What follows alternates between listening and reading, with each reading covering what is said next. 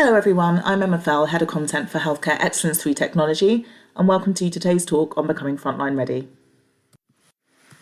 This is the first in a series of podcasts and webinars supporting the healthcare community to navigate our evolving healthcare landscape. Today, our panel of experts will be able to offer some insight into what frontline roles will look like in the upcoming weeks and months in response to COVID-19. They will be considering scenarios for training and changes in team structure, as well as the necessary new ways of working in both acute and non-acute care settings and the expected impacts of these on patients and clinicians. We will also be directing you to some of the tools and resources available and upcoming to support you through these processes. Our first speaker and moderator, Alisdair Smithies, is Head of Educational Innovation for the Institute of Global Health Innovation at Imperial College London. He is the module co-lead on the NHS Digital Academy. Joining him will be Dr. Neil Ralph, Head of TEL, or Technology Enhanced Learning at HEE. TEL is delivering digital learning resources through HEE e-learning for healthcare, driving the application of simulation-based education, immersive technologies, and video. Neil is currently part of the training development team onboarding clinicians at the Nightingale Hospitals. We also have Sarah Goodhue, who is an advanced clinical practice program manager at HEE, and a former critical care nurse who will be offering some insight and perspective on expected impacts of working at this level of crisis acute care, as well as steps to take to manage both yours and your team's well-beings. We are also joined today by Sandeep Bansal, CEO of Medic Creations, a former and returning clinician and an expert in driving technology and innovation across healthcare settings. Finally, David Cox, who has recently CCT'd and works as a consultant neonatologist at Imperial College Healthcare NHS Trust. He is doing a TOPL fellowship in digital healthcare through HEE with a particular focus on using educational technologies to deliver strategies and resources for rapid remote upskilling of clinicians. Thank you everyone for taking the time out to join us today. Our speakers will be answering questions at the end of the discussion. Listeners can add any questions you have to the Q&A function, and there is opportunity to vote up questions you like, and we'll get to as many as possible. I'm now going to pass over to Alisdair. Thank you, Alisdair. Good morning, everybody. My name is Alisdair Smithies. Thank you, Emma, for the introduction. So today, what we're looking at really is the implications of this unprecedented demand for healthcare and the implications that has from a technological perspective. So within health, we have huge systems teams supporting the frontline. And those frontline staff also have access to many systems to manage patients through their journey in the healthcare system. So today, what we're going to be looking at really, and the scope of this webinar is just to cover off some of the challenges that new entrants to the healthcare system will face, and some of the challenges that those returning to frontline duty will face also. So we have two cohorts of people coming into the system, firstly who are inexperienced in practical terms, who are just finding their feet in the system and learning how to navigate their way around this suddenly complex and very rapidly changing environment and landscape. But we also have those who are returning to practice who may have taken some time out, may have retired, who may have been practicing in their own specialties for many years and suddenly are faced with the challenge of returning to healthcare and entering a very acute setting. This is particularly the case where those who are returning have been asked to come and work in the Nightingale centres that have been set up literally in the last 2 to 3 weeks as massive hospitals. And never have we had to build on that scale before with such rapid implementation of technology. So all of these factors really create a huge challenge from a technological point of view. And I'd just like to draw our panellists today into the conversation about that and what their experiences have been. We have some practicing clinicians here. We have people who are running technology companies who are rejoining the service. And we also have people who are upskilling the workforce and developing resources to support that re-entry or new entry. So let's begin with just if I can direct some questions to David. First of all, you're practicing at the moment. Do you want to talk, David, about some of the challenges you've encountered? Thanks, Alisdair, and I hope everyone can hear me. So good afternoon, everyone. And particularly anyone who's working in the health service at the moment, a big thank you for me. It's a very, very complex time, and it's an incredibly challenging time. I think everyone can appreciate that. It's also a very odd time in terms of there are some areas of the health service where still, despite everything going on, quite a lot of the stuff seems to be business as usual, when in the very next ward, clearly it is an extreme scenario which we will never see again in our lifetime. So the pulls and the complexities are enormous and really challenging. With regards to what we're seeing, so we are inevitably seeing there being a focus on treating and managing patients presenting with either a likelihood or a confirmed diagnosis of COVID-19. And as is public health advice at the moment, we are seeing the people coming into hospital being the sickest of those people, likely to need high levels of support. And certainly there is an escalation to make as many beds as possible into intensive care or high dependency beds where these people can receive the supportive care they need. Developing teams and support services is a real challenge, but actually so far the NHS, I think, has risen to it amazingly. And some of the complexities lie in the kind of people and the kind of roles that are changing and how we're asking people to adopt new roles. Some of the stuff that I've seen, you can categorize in 4 ways. So some people are doing the same role in the same place, just obviously with a cohort of patients now being very sick with COVID-19, where they need experience and they need support in managing the disease. So they need to know about the disease epidemiology, clinical manifestations, and best treatment practices. Other people are doing similar roles, but in different places. So people seconded to the Nightingale, for instance. And again, they need support in terms of learning about their new environment. And certainly the team structures there are very different than they might have in their normal workplace, and that's a challenge. Then you have people performing different roles within the same place. And what we've seen is a lot of redeployment within our organisation and people actually being very, very bold and offering to work across different specialties or different tasks, which weren't in their primary training. And I think that's incredibly brave. And so I really salute them, but they need a lot of support because it's really unfamiliar territory. And the last and possibly most extreme of all is obviously when you're doing a different role in a different place. And I know because of this crisis, we have seen people redeployed from our organisation to other institutions or other places and asked to perform a different role. And so we need to be supporting all of these people, and that includes, Alisdair, as you've said, the people who've come back either from retirement or people being fast-tracked into the system from lower levels, as well as the people moving in different directions already working in the system. Thank you.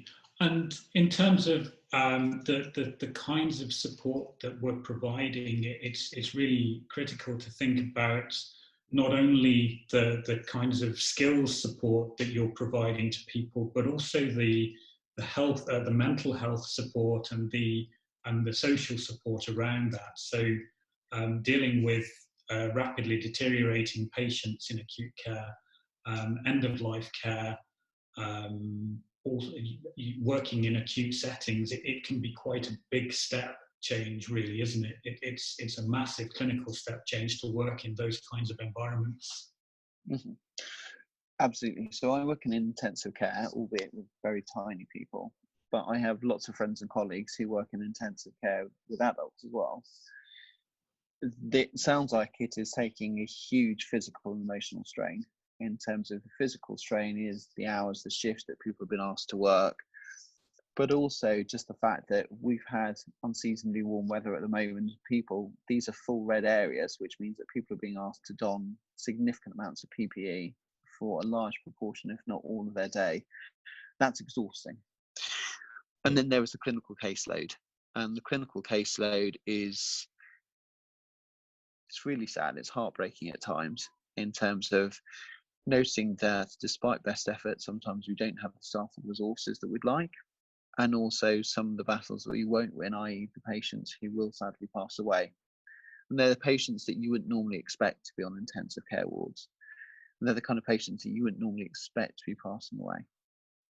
And that takes a huge toll. So how we protect each other, I think, will be absolutely fundamental, not just through the crisis, but probably at the end of the crisis as well, seeing how we pick the pieces back up of the health system, which will undergone a massive change.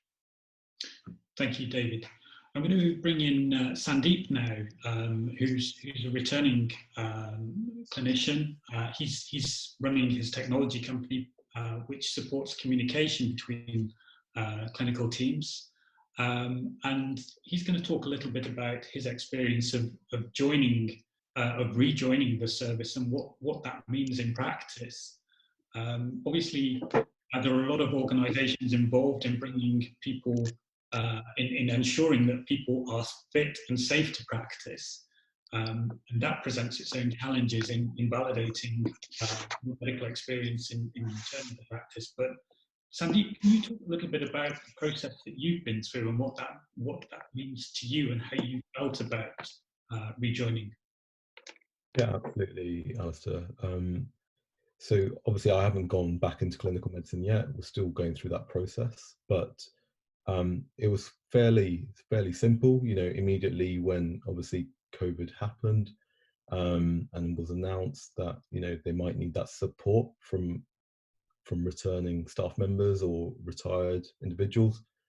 I looked up how to go about that. The NHS had already spun up a website to register.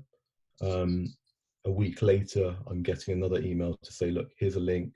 Can you please put in your documents here? So passport for a DBS check.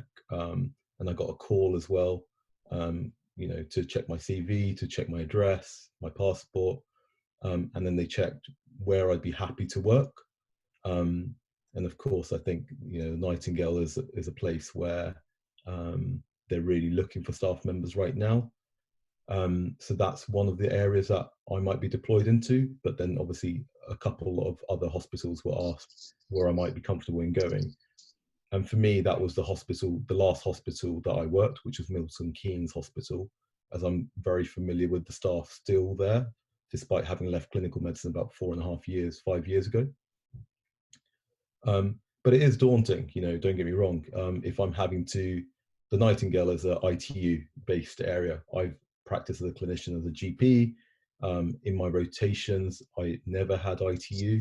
The closest thing to that I had was probably A&E, so possibly having to do ITU tasks and having to upskill myself after 5 years out of clinical medicine, that is daunting.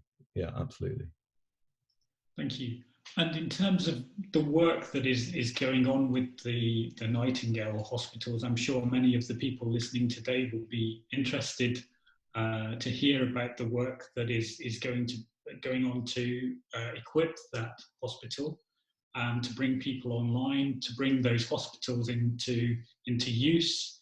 It's, we see the coverage on the news and we see these big infrastructure projects, but there's a lot more to bringing an entire hospital online than simply building it.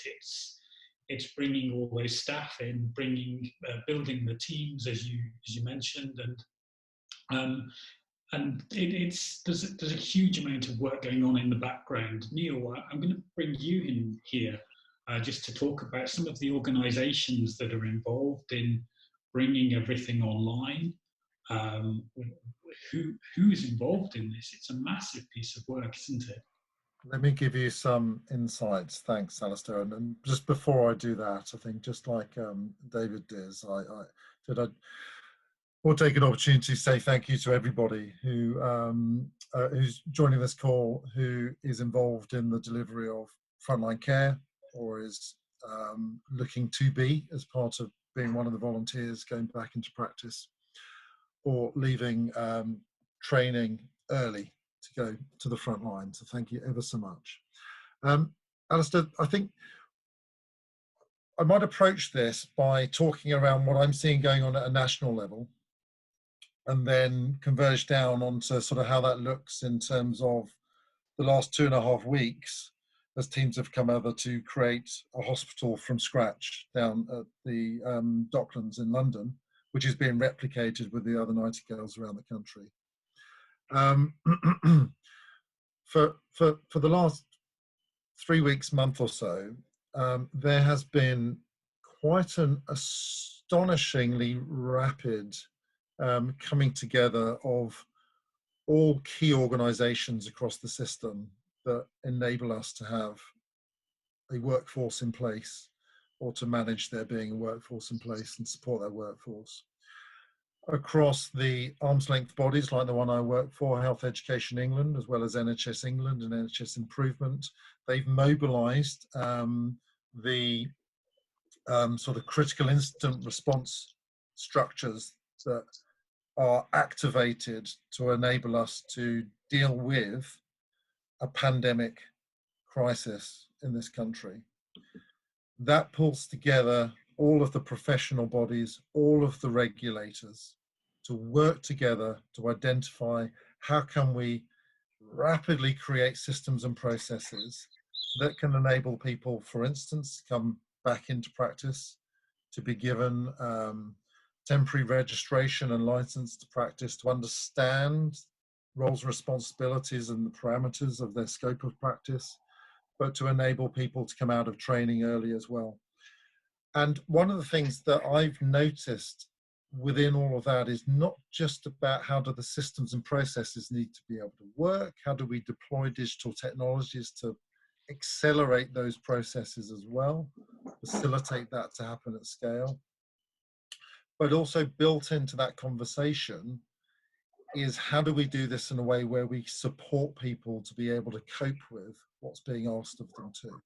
So in parallel has been the development of an infrastructure around putting in support mechanisms in place. So this week we had the launch of the NHS England support service, which will provide support into trust, but also has an app, and there's a helpline, which is a collaboration with charities for people to be able to call where they need to reach out and ask for some help. And there's also additional infrastructure being put in place in terms of, for instance, I talked specifically around Nightingale hospitals.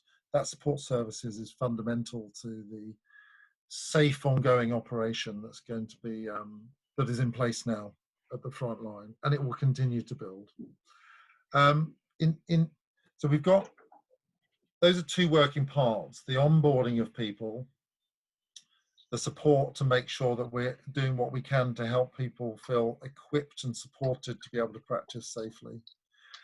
And a big role in helping people feel confident and competent when they are faced with often very challenging clinical situations that are forcing them to work at the top, or sometimes stretching that sort of scope of practice in a very high stress situation, often dressed in full PPE, so working in a way that they're not necessarily familiar with.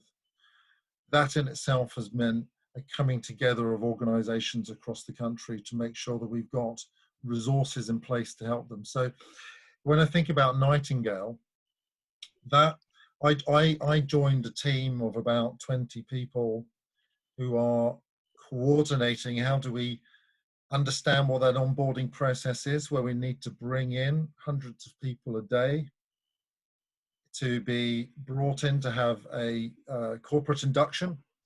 It's Bart's Hospital Trust for the Excel site, to be assessed in terms of what role they are best able to deliver through a self-assessment process, through a process of supervision, through a process of triaging towards what educational requirements do you need to support to be able to extend your range of competencies. Our role within that was to provide a curated program of online learning resources, which people were pointed to as early as possible on that onboarding process. So if they could complete as much of that as possible before they get close to needing to see a patient, we're accelerating that process to get them frontline ready. In terms of the approach we took to that, we rapidly worked with the team to understand what are the core competencies across the different roles required, medical and other healthcare professional roles, to work within that critical care environment. And we delved into our content library of about 24,000 modules of learning, working with colleagues in the professional bodies like the Royal College of Anaesthetists and the Faculty of Intensive Care Medicine, to identify what's the really important learning we need to point people to. So we can say, hey, you really need to have done this before you go in, or you need to be aware this is there for you if you want to go and refamiliarize yourself or upskill yourself. We worked alongside that. We worked with colleagues in PHE and in the Resus Council as well, to make sure that our content is adapted to be relevant for people working with COVID positive patients, because it had to be appropriate for the clinical work they're doing and adapted to make sure that we're putting out stuff that's safe for people to consume. So that onboarding piece has been a fascinating journey, and aligned to that has been conversations around how we streamline things like statutory mandatory training. What's the minimum that people need to be able to do so their organisation they're going into is assured that they're sufficiently up to date? So we published a streamlined StatMan program that's being used in the Nightingales around the country, but also other organisations are adopting this as well, as they're bringing in people who have been previously, retired out of practice, for instance, to speed up that process of onboarding. Now, I'm bouncing around a bit, but with regard to the Nightingale workforce, we've tried to enable them to do as much as they can online. But what we identify is that there are some things that you can sort of go partially, we can address partially online, but there needs to be some face-to-face training as well. So the Nightingale hospitals around the country have rapidly pulled together training faculty, drawing upon fabulous support from people working in the higher education institutions, as well as faculty working in simulation centres and other medical education teams as well. And if you're doing a rolling program of, say, 100 people coming through, and they are, through their induction, their training day, they're moving around to a multitude of simulation stations, for instance, around PPE, around resuscitation, around intubation and proning, and all of these very necessary areas that people need to feel confident that they can cope with. You need a huge team of people around you to support that activity. And in terms of London, that's meant people who can rapidly design educational programs, who can write the scripts, people who are effectively able to deliver those, being able to bring in all the resources required as well to deliver on a massive training program at scale that's pulled together very, very rapidly. So what you get is, in fact, as much as I was part of, I think, of a team about a 20-odd originally, it's more of a team of over 100 people delivering training in a sustainable fashion towards building up a workforce of a few thousand people that need to work in the Nightingale Hospital as more and more patients need to come in, more and more beds are opened up. And that's a blend of both clinical skills and kind of also the kind of donning and doffing, all of the systems training that is required to work with the electronic health record systems that are being implemented. So there's such a broad range of different skills that are being drawn upon and are needed. David, maybe you could talk a little bit about the kinds of systems that people would be interacting with in these environments. Yes, it's a lot, and you can well imagine how people can very easily get overwhelmed quite quickly. the core infrastructures of any hospital are normally around health records and electronic health records. So one of the quickest things to do is to try and get on board about the electronic health records so they can see and they can understand. But the other things are the education kind of facets that they need. Neil has discussed in depth about some of the different challenges around education, particularly with upskilling people going to different areas. And as I touched upon before, whilst it's very easy just to think about people moving to locations such as the Nightingale, which they haven't worked in before, where many of these kind of issues will be exacerbated their greatest, there are also significant issues with people working in trusts in unfamiliar roles, working back in the community if they've not done so before. The systems are really different. So for a GP returning to practice, for example, a retired GP who might work with NHS 111, there'll be a whole heap of different systems. Then there will be a orthopaedic registrar who may be seconded into intensive care. So it's really difficult to generalise. But what we can do and what we're trying to do is we're trying to classify and compartmentalise the different areas where they might need to be aware of where there might be educational and system support for them. So, for example, we can think of 7 or 8 facets, which would be common across most of the walks that we'd see. And again, apologies, what I'm going to talk about now are mostly going to be at the medical or nursing or AHP interface, rather than necessarily all the other system support that we get for porters, cleaners, carers, everyone else who is just as valuable in this situation. So we can think about learning and education needing to be delivered about understanding the virus and its clinical manifestations. And this is really key.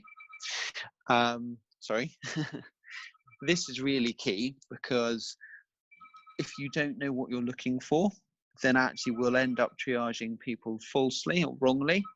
And actually that will clog up the system, or it'll miss critical index cases, which is a real risk. Then there's the stuff about understanding transmission and personal and patient protection. And again, really fundamental, wherever you're working, however you're working, understanding what you need to do to protect both the patient and yourself, which is key, I think is absolutely critical. We can actually push out some learning on that. Then there's the stuff about the diagnostics. Now, we've all heard a lot about testing for the healthcare workforce and frontline staff. We've talked about testing for patients as well.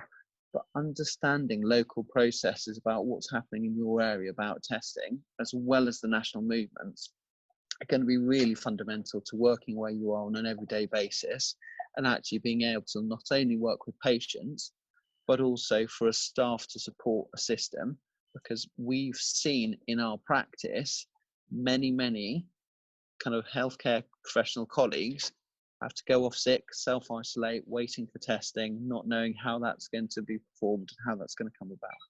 So for people to understand what's going on in their local environment, it's critical. And that's before we even touch base on what I think of 4 very critical areas, which I'll touch on really quickly, which is then patient support, which is different in primary care to HDU and ITU facilities, or even to kind of general medical care in hospitals. And then critical things such as patient care and communication, particularly around the patients which might be palliated and around end-of-life diagnoses. That's so challenging, but we see people really needing system support. Team working, staff management, that has all changed. So there have been some really good guidance, but the way that teams normally work, even within ITU scenarios, is radically different. So there needs to be some learning and some system support about how you literally work within a team in the front line. And the last thing critically is that the kind of personal well-being for staff that we talked about. So a whole heap of stuff. With regards to systems, it will be different. So it's difficult to articulate precisely what's going to happen in any one area.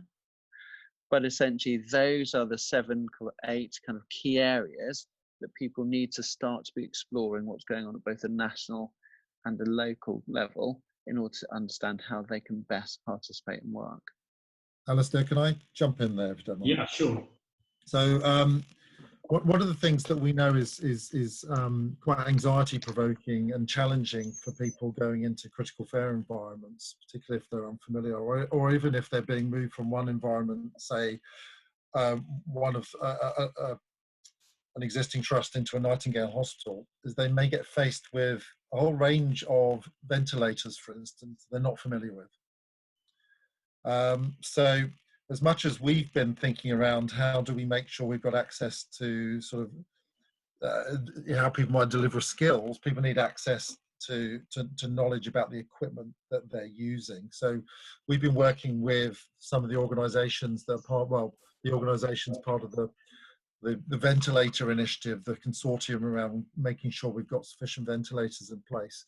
We're talking to them about acquiring or developing training videos, just so they're on hand as part of our package of learning for people to dip into, and also relevant for other bits of equipment that people are coming across to, because that's what people need right at the point of need. They may need to check on something, may need to, something happens, they may be about to go into environment, double check, just to get that bit of familiarity and confidence with the equipment that they're going to have to use. Yeah. Yeah, sure, David. Yeah, no, I was going to echo that, and I think what we're seeing is the need, as Neil has touched upon, for the just-in-time learning, and how we strategize that across both the local and the national system is a real challenge. And I know that there's work going on. I think the fundamental is to understand the taxonomy of what people need, and then start working out how we deliver that. And I think the nice thing coming into one of the core things about this webinar is obviously how digital can support that. Because I think the other problem that we're seeing in real life practice is that with social distancing measures and everything else, it is not like we can do things as we did before, which is sit 20 or 30 people in a room and give them a single demonstration. So how can we use new technologies to actually disseminate that information? The use of videos, the use of online learning, the use of kind of simulations in remote aspects, or even gamification. Absolutely. All of these we can start to lean upon where we've possibly not needed to in the kind of large scale before. That's a great point. And just to build on that, I think I'll bring Sandeep online here to just talk a little bit about what he's been working on, and the kinds of initiatives that he's working on in mobile terms. Sandeep, can you talk a little bit about the future direction of technology for healthcare? Yeah, thanks, David. It's a really good point that you brought up there around technology, and that being used for education, for managing staff, and helping with social distancing. So I'll talk a bit more broadly about how the NHS has started to tackle some of these issues already. As we saw about 3 weeks ago, there was a procurement of telemedicine platforms across the country, and Microsoft Teams was rolled out to help with virtual consultations, so that consultants, GPs, primary care could deliver consults via video calls, basically, and not needing the patients to come in to clinics and to their to the hospital. So that was a great initiative, and I think we've seen a massive rise in telemedicine happening. Then I think there's other challenges. So you've got, let's say, infrastructure challenges. So Nightingale project is a great example of what has happened in the NHS when it comes to technology. I think a telecoms provider built the Wi-Fi infrastructure and 3G infrastructure in 2 days at the Nightingale, and then Cerner, as we all know, a deployment from the Barts Health as an extension. The EHR was deployed in a similar sort of time frame. From what I understand, Neil can probably tell a little bit better than me on that. So a lot of the technology is happening very, very quickly now. From my end, what are we doing? So I'll give you some of the pain points and the challenges. So communication is a critical part, as David said, in the clinical environment at the moment. So to give you a high level figure, there's about 1 billion internal phone calls in the NHS, just in the hospitals alone, a year. That's in a normal year. Now with COVID, we're expecting that to have risen by about 30, 50, 70%. Yeah. And of course, we've been using pagers for a long, long time in the NHS, 70 years. So the work that we've been doing with West Suffolk has been around replacing the pager technology with an instant communication solution that sits on people's own devices. From an infection control perspective, actually, that's weirdly seen as better, because nurses and doctors aren't having to go to landlines and pick up the communal phones, and they've got their own bacteria or germs on their own device rather than spreading it out anywhere else. So we're using the bring your own device policy to make that happen. That sort of technology is saving about 21 minutes for every single nurse, every single shift, and 48 minutes for every junior doctor. And that was obviously peer reviewed. Matt Hancock then asked for ban on pagers. But for that to happen, you need a lot of infrastructure in place as well. You need the right Wi-Fi, 3G, 4G capabilities. You need devices.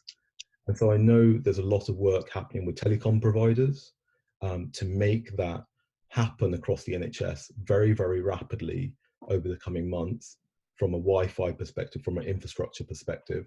For example, I know some companies are rolling out 5G, although they're pre-market, but that role has started to happen, for example, to enable that infrastructure.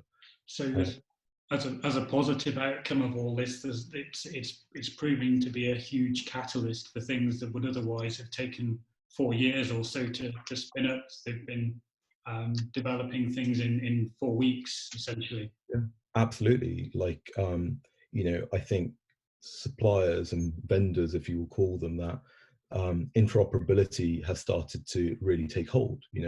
Partnership discussions, which would have taken months to happen with other vendors, are happening so much quicker. So, an example of a great partnership that I've seen happen is Patchwork and True ID. So obviously Patchwork does great work in bringing bank staff into organizations, and True ID can help with making sure that they're the right skill set of staff going into the right area, and that they're validated and all the checks are done, so that you know exactly who you're bringing into your organization. Yeah, and all of this has happened in the last 4 weeks. Brilliant. I'm conscious that we do have another panelist, Sarah Goodhue, who's joining us. She's a practice manager, and she's had a few connectivity issues today, but I'm hoping that she can join into the conversation and just give her perspective on what's going on at the moment and what she's doing what she's observing from a digital perspective in bringing new people online into her team. Can you hear me, Sarah? Hello, I can. Can you hear me? Brilliant, thank you. Oh, hallelujah. Sorry, I've had to try and join via my own technology and it's cutting in and out a bit. So hopefully you'll be able to hear me. Yeah. I'm actually I work for Health Education England. So I'm the programme lead for advanced clinical practice in my region.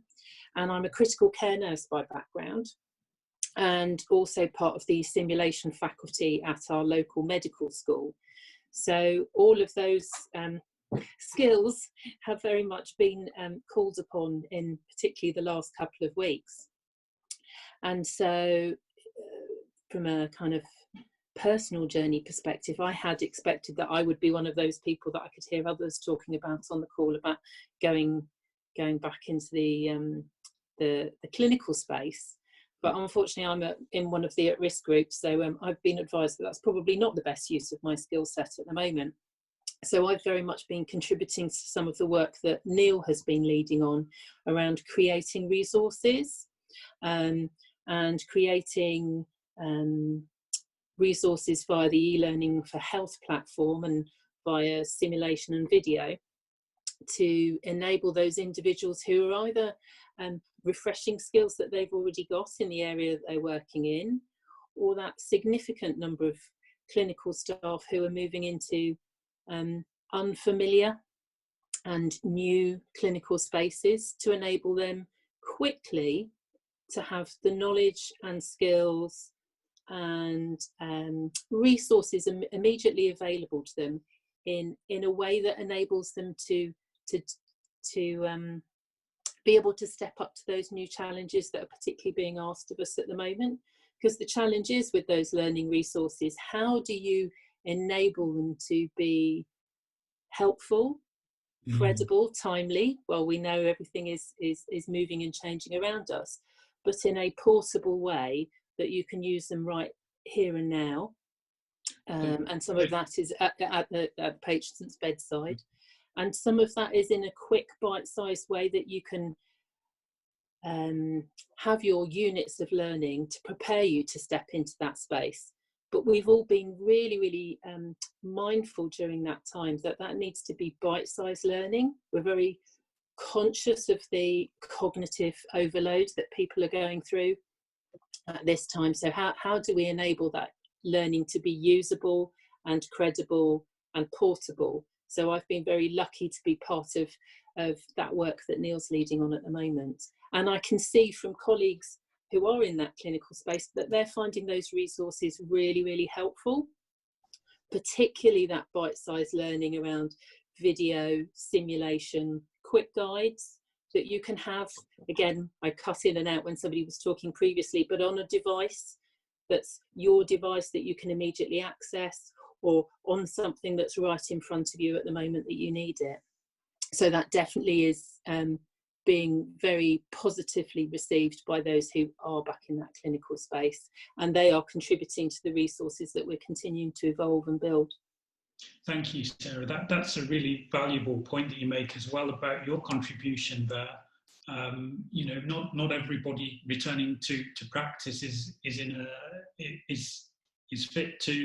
able to practice in the ITU environments or on the wards at the moment. So that is a really valuable contribution to make in terms of delivering educational resources and developing those to help others with your experience. So that's really vital. Everybody has an important role to play, as one of our other participants mentioned earlier. So it's joining everybody together and making this happen, really, isn't it? It's vital. Neil, do you want to just talk a little bit more about what I think you have some slides to put up about the work, just to close off the panelist discussion about what Health Education England has put up. I know also I've been involved in a piece of work for NHS Education for Scotland, and they're also hoping to put something out shortly. But Neil, if you want to talk to this. Sure. Can you hear me? Am I on mute or off mute? Yeah, no, you're on good, mute. Good. Sharing my screen and taking off mute was all felt a bit of a challenge for me. Yeah, thank you very much, Alisdair. I think so. Sarah just mentioned sort of the primary offer I think that we've been curating and offering at the system, and this is the COVID learning program we launched on the 18th of March on the e-learning for healthcare hub. This is a snapshot of a couple of days ago of the range of the packages of learning that we've put on there, but this is expanding on a daily basis. For instance, hopefully today or very soon this week, we'll have resources for people working in the area of mental health and learning disability, who themselves are still coming across having to deal with COVID positive individuals and have naturally concerns and need support. Sarah also mentioned that there are a lot of people benefiting from this, and we are seeing that coming through in terms of the numbers of launches of learning. So on the 6th of April, we had 42,500 launches of learning. Another interesting statistic, maybe one of the last things I'll say, is that in terms of the number of launches of learning we had in April last year was about 500,000 for the whole month. As of this morning, so really covering the first 8 days of April, we've already got more than that, over 500,000 launches. So what we're seeing at the moment is a phenomenal acceleration of people consuming content and doing things online. And I see that we will be moving into a new normal around the application of learning technologies and how we support people both in terms of that just-in-time learning when you're on the job, but also how people would be expecting to learn in their study period when they're doing courses. I see coming through on top of traditional e-learning a greater acceleration of the use of immersive technologies, virtual reality, use of 360 video resources and CGI resources. So that's something we're very keen on in my team, to understand how we can best support the system being able to leverage the capability and benefits of that sort of those sort of learning technologies. And we're also in the middle of developing a new platform that will eventually replace the e-learning for healthcare hub called the Learning Hub. Still a place to go to consume all of our great content, but also building into that the capability for people to share their own resources and collaborate together. And that's another thing I've been seeing going on, is a phenomenal expansion of the altruism around the system, where people have created some use of resources. How can they make sure that others can benefit from that as well? And we're working with our colleagues to keep trying to ensure that that sharing can continue to happen. Okay, I'm conscious that one or two of our panelists have other meetings to attend very shortly. Sandeep, you need to leave quite soon. Do you want to take one of the, let's move into questions now, and Sandeep, do you want to respond to that question that we had in advance? Do you want to, have you got that there? Yes, I've got a question here from Harpreet. Yeah. So around, the question is, from a patient safety perspective, has any type of clinical audit been factored into all of these rapid changes and wholesale transformation to maintain high quality care and therefore outcomes for both our patients and clinicians? Any practice that can be shared would be greatly appreciated. Yeah, that's a great question. So as we're looking to scale up our technology across the NHS at the moment, we've got two phases of our implementation. The first phase is to help manage COVID the best that we can. So obviously not deploying as many staff members on site to do change management and transformation at all, keep it as light touch as possible. But there will be a project board at every single site that we go to, which will sign off a clinical safety case, knowing what we're walking into, where the risks are, and if we're happy to go live with these technologies, then we're taking that assessed risk, very much like bringing back clinicians like myself. There's assessed risks here. So we manage that, and I'm happy to share what our clinical safety cases look like on this. And then of course, 2 months, 3 months, 4 months down the line, when we're over the hump of COVID, then we would look to come in and, it'll be a continual reassessment of the clinical safety case. But at that point, you would really reassess it and look at how do you now transform the organization around these technologies properly and embed the solution, because the organization would have gone through a significant change already. So how do you carry that work forward to help manage the post-COVID challenges that will exist? So yeah, absolutely, patient safety first and foremost, and the clinical safety work from the DCB framework 0129, 0160 doesn't fall away, it still continues. Absolutely. Thank you, Sandeep.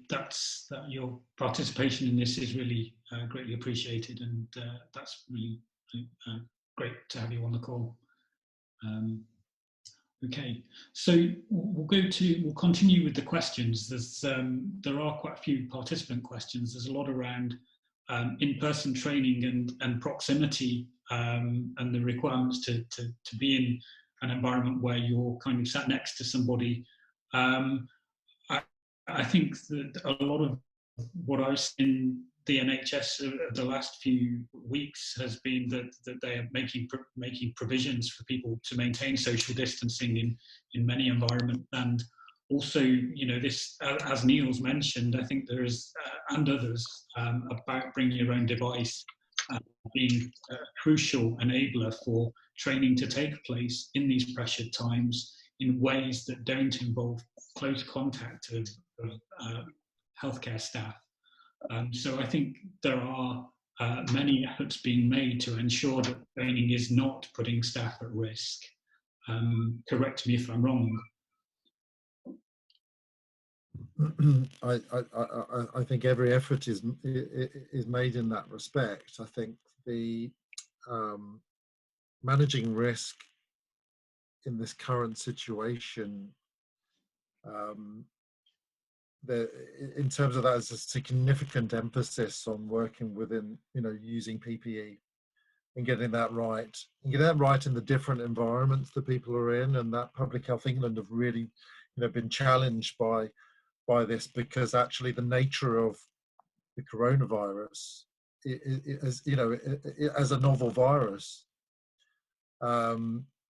has put in huge challenges. But a phenomenal amount of effort has been going in to try and get that right. That's for sure. And every call I'm on, one of the biggest, the topic that tends to sort of consume a lot of time is around PP training.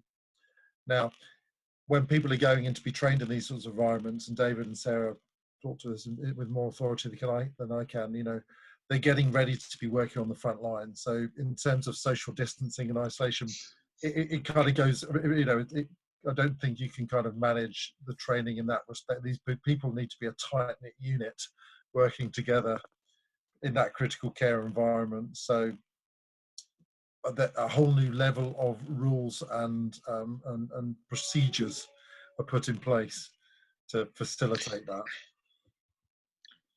So that, from my perspective, that link actually, so there are two interesting questions on the Q&A, one from Pauline and one from Lucas. And Pauline's question was about how can we train on different systems, new systems, particularly computer systems, when normally what we would use, obviously, the almost one-to-one instructor training, so two people in the closed environment demonstrating best use. So I think that's a challenge. Lucas's question was about, well, ITUs, we know they're really busy and they're very stressful, but actually, given the fact that they seem to be well stocked with PPE and there are some clear guidance about red areas and how people work within those, are these part of the safest areas? So the way that these merge is that, so we need to, as Neil has kind of touched upon, reevaluate how we ask people to do their training. And we need to be quite sensitive about thinking how we do that and what resource can be done or what resource still needs to be done face to face, because there will always be an element of learning which can only be facilitated by face to face discussion, peer review, peer support.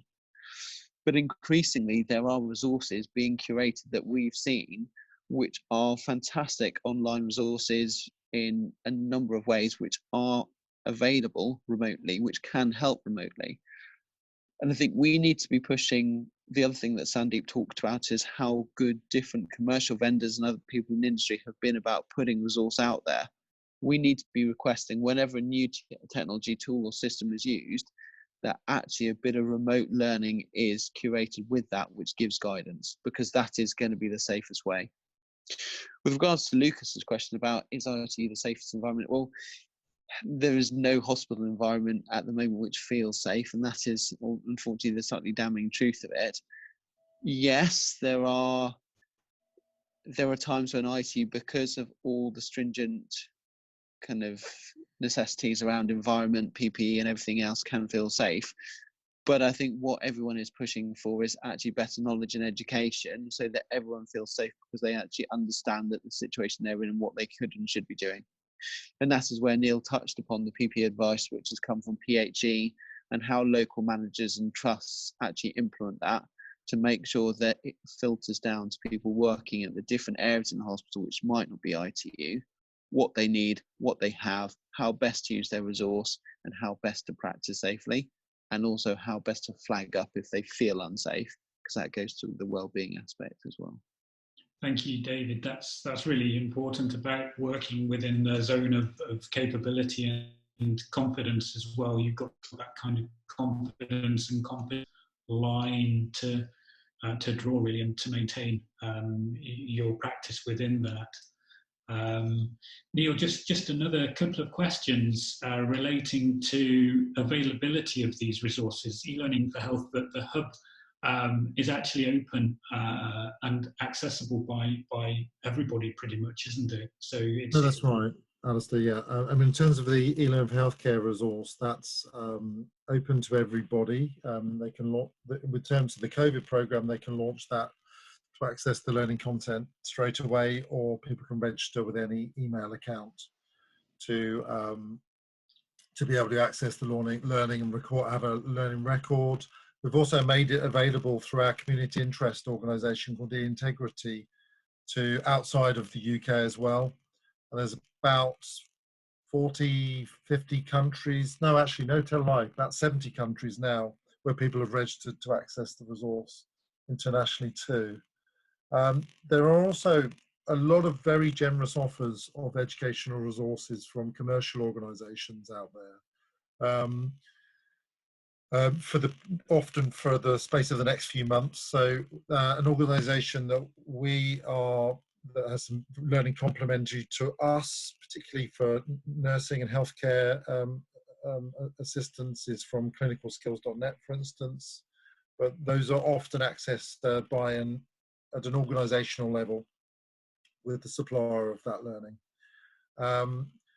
Elsevier, for instance, are making their learning available, a lot, portion of their learning open for people to consume. So there has been a phenomenally generous response, and there's a huge amount of learning resources out there. One of the concerns we've got, though, is about people getting a bit overloaded and confused. Which is why we're doing our best to put as much as what we have available into a single place on the eLearning for Healthcare Hub. In our learning there, it's about 50% our own resources, 50% resources from professional bodies, other people in the community who are happy to allow us to link out or to have that content onto our learning, into our learning program. But it's available to everybody, Alisdair. Absolutely. Thank you, Neil. So I think we've got a question from Claire Young there as well in relation to the mental health support for clinical and admin staff working in ITU. What would be the most effective means to deliver this? What would be the core components of this support? That's a really good question. I think that there are many ways to support mental health. And one-to-one sessions, mentoring. It's not just about delivering a package of training. It's about putting in all those bits of infrastructure and support from a human resourcing point of view, from a workforce planning perspective, to ensure that there are structures around people, that people are supported in their clinical decision making, for example, that people are supported in their practice, and that they have appropriate access to support at all times. So I think there are many different ways to deliver and support people in practice. Neil, do you want to talk a little bit about the packages that are in development? Or I'll say something very briefly on this. I think the starting place, it sits within the team. So there are fabulous processes that teams can follow around making sure that when people come to the end of the shift or part of the handover, there's an opportunities for debriefing, there's opportunities for huddles, so that people within the team are effectively knowing how to support each other, so that team leadership and management are understanding kind of where individuals are at and how teams are functioning together, where they're starting to see stress and strain or manifestations of stress and strain coming in. And then wrapped around that, there is support teams in place. Support teams in place where people can go off and talk to a psychologist or to another mental health professional to get some particular help in situ. And then wrapped around that are the things like the national offer from NHS England, phone lines, apps, tips. There are tips that we're working on with some of the resources we're doing just to help people understand some of the key things they can be doing to support themselves at very stressful times in their home and personal life. I would echo that, just coming briefly on that. So if you think about it in a kind of 3-tier strategy, there is prevention. So the system should be doing everything that it possibly can to support people clearly who we know would be at risk of adverse mental well-being. And for the moment, that is everyone working on the front line and everyone who is concerned about their own health or the health of others. And that is about information, that's about education, that is about appropriate PPE, appropriate working practices where possible. Then there's the prophylaxis, and that is what individuals can do to look after their own health. That is sleep, rest, exercise. There are numerous apps out there which aim to support mental health and well-being, and that is about the personal responsibility for actually trying to take control of your own mental health and well-being. And some of that, as Neil says, can then link into the team responsibility, which is the debriefs, the huddles, the shared learning, all this stuff, which is crucial. And then finally, it's the treatment. So knowing where people can turn when they need support, when they feel that their mental well-being is acutely at risk. And that is, there are various different organisations offering support. Neil has mentioned some of the NHS England work, the BMA as well, it's a 24/7 counselling service. So just to be aware, and I think that lots and lots of places locally as well are actually pulling in support around specifically that aspect as well. So just think about those 3 things: prevention, the individual prophylaxis, and then to treat when the people are at risk or feel themselves getting unwell. Thank you. So just conscious of time, we've just got to the end of the time that we had allocated for this. I think it would be helpful if Sarah and David just could respond to the question: what kind of what message would you have for somebody returning to practice, first of all? And maybe just a quick one on, if you're entering practice for the very first time as an FY1 doctor now, what would you say to them? What would be your number 1 piece of advice? I'll go first. I'll get my bits out, and then Sarah can be the wise old owl at the end.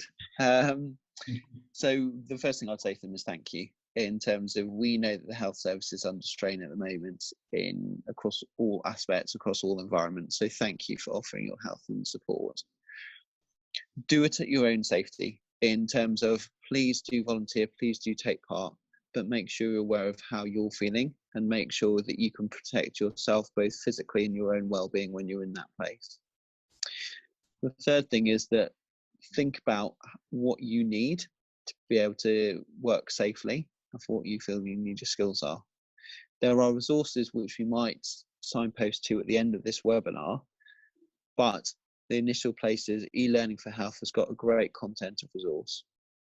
Have a look at that.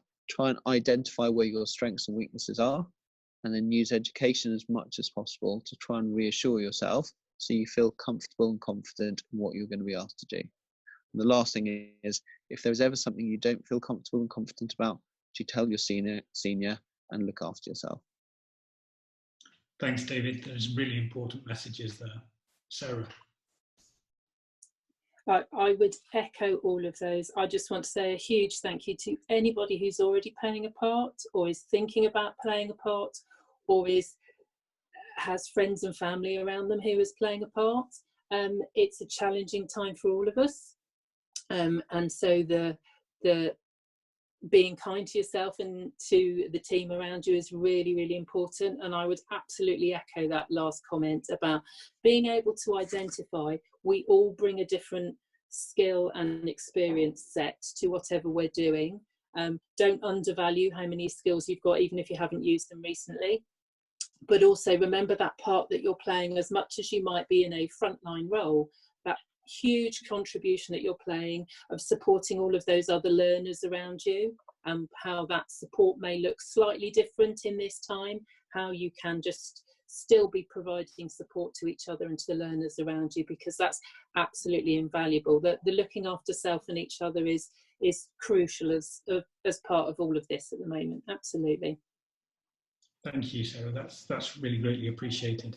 So we've run out of time today. We will be posting some resources to support you here, and you will be able to access the recording of this webinar if you've registered. So that's all from me today.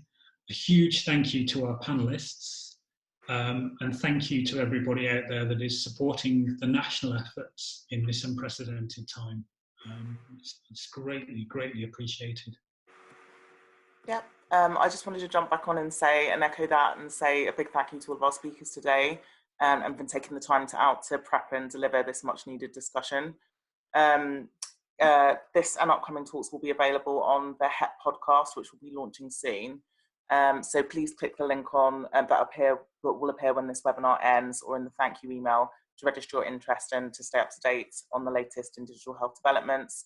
Our next talk, if you're keen in primary care detail, is on the digitalisation of primary care in response to COVID-19, and is focusing on remote triage and consultation, and will be delivered by Minal Bakayan and Trisha Greenley. So thank you everything for your attention today. Stay safe, and we'll see you again next time. And thank you to Emma for organising all this and putting us all together as well. Thank you so much. Oh, no worries. Thank you, everyone. All right. Bye for now. Stay safe, everyone. Stay safe. Bye-bye. Take care.